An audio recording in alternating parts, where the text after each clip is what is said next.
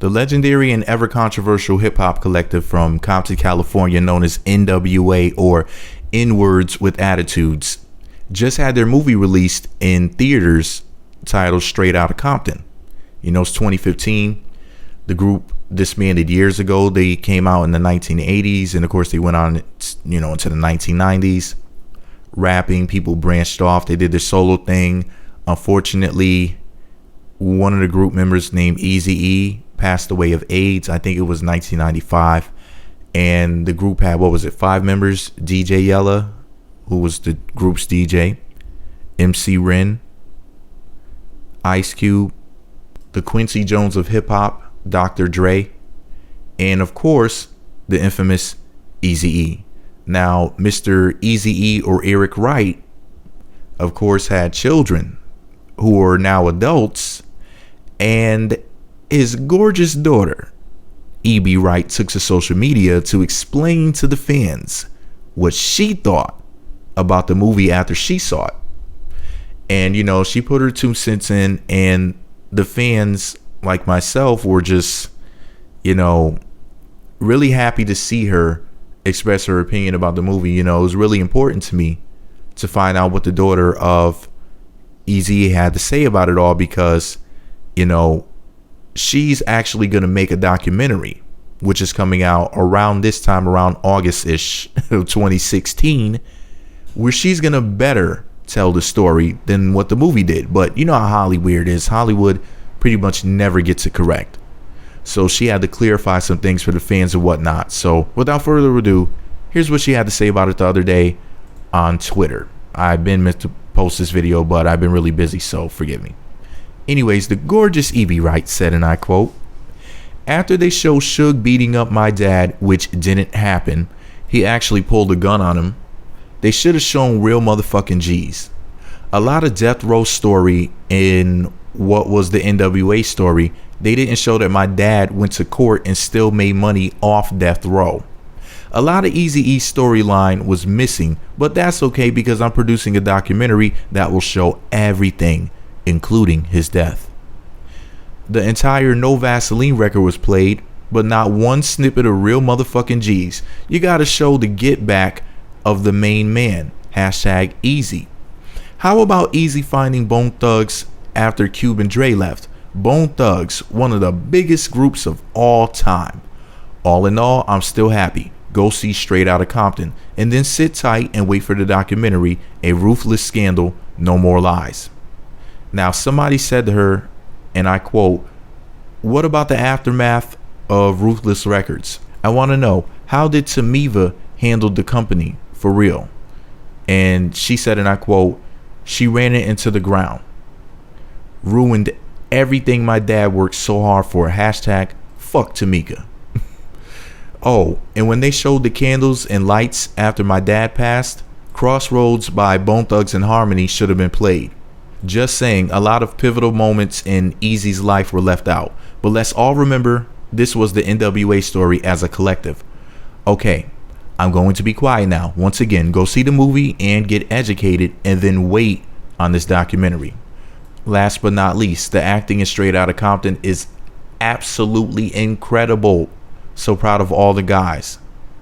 And somebody asked, when is the documentary dropping? She said, this same time next year, with a heart emoji and a camera emoji. How cool is that? Anyway, she finally said, "LOL, so many young-minded people who need to get educated in my mentions, learn your history, and also how to comprehend. Hashtag fuck out of here. Real Eazy and NWA fans understand exactly what I'm talking about. Missed the pivotal moments. That's all. Now to the others, scram." End quote. Okay, so here's the deal. I love what she's saying in here. Like I said before, Hollywood gets it wrong all of the time. They're notorious for that. That's why I'm so glad that the daughter of Eazy E is coming forth and putting out a project that's going to explain to us what really went down. And man, that's going to be so incredible to watch. Now, seeing she recommended the movie, I'm going to have to watch it now, because I was on the fence before. I feel like NWA calling themselves the N-word and whatnot just kind of didn't really need to be done. Just the name of the group always just threw me off and made me feel uncomfortable, because I feel as if that word is not something that you should ever call yourself or you should ever call your friends. I think that is extremely offensive.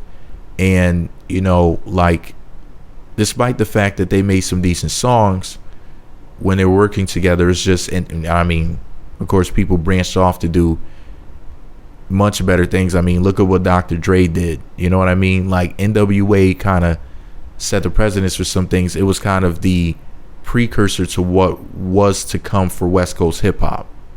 You know, Death Row just was just in a whole nother universe. You know, they just really did things that I don't think will ever be duplicated. If they are ever duplicated, then kudos to you if you can do what Death Row did.